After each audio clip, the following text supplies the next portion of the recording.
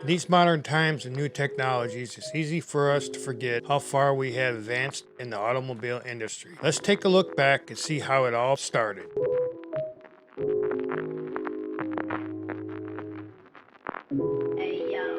The automobile industry started in the late 1800s.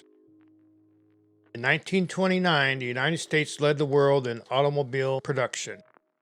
At that time, worldwide, there were over 32 million in use, and the U.S. produced over 90% of them. After 1945, the U.S. produced about 75% of the world production. By the 1980s, Japan was leading in the automobile industry. And in 2006, narrowly passing up the U.S. in production. Japan in 2009 took on the top spot with 13.8 million units.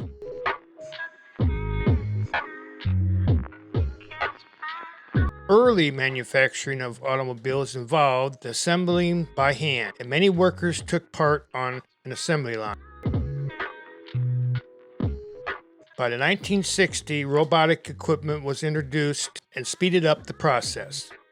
Today, most cars are produced largely with automated machines.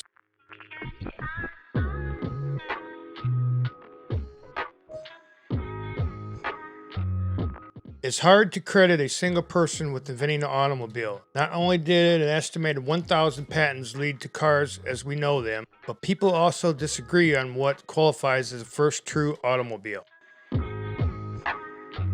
On January 29, 1886, Carl Benz of Germany applied for a patent for his vehicle, powered by a gas engine. In 1886, the three-wheeled Benz patent motor car, model number 1, is regarded as the first automobile. Gottlieb Daimler and his collaborator, Wilhelm Maybach, was the first to invent the very first four-wheeled automobile. Unbeknownst to Carl Benz, they both filed for a patent on the same day and year. Andrew Gustave Citroën was a French automaker. He is remembered mainly for the make of a car named after him, but also for his application of double helical gears. He was born in Paris, France in 1878. Andrew was a French industrialist and the founder of a French automaker. In 1900, U.S. vehicles produced 11 cars for every 1,000 people. And 1,900 companies were formed, producing over 3,000 makes of American automobiles over the years. In 1908, Henry Ford introduced the Model T for a modest price of $850. But by 1924, he was using assembly lines, was able to sell many more cars, and lower the price down to $265 per each car.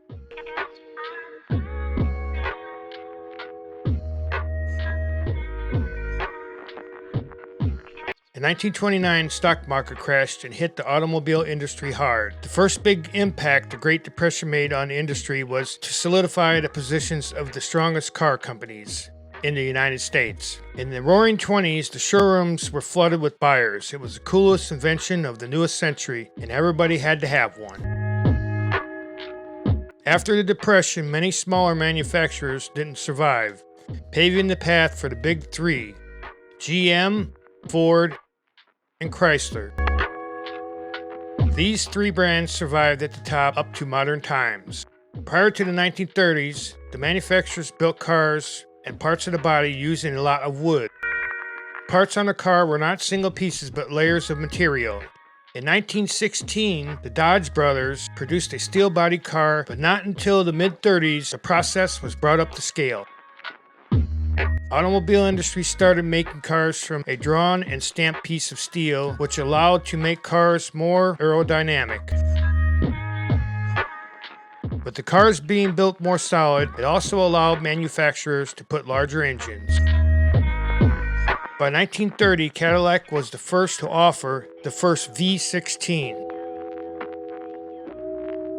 And also, the first automatic transmission was another feature added to some automobiles. In Cars started to get new features like car radios and windshield defroster, as well as climate control.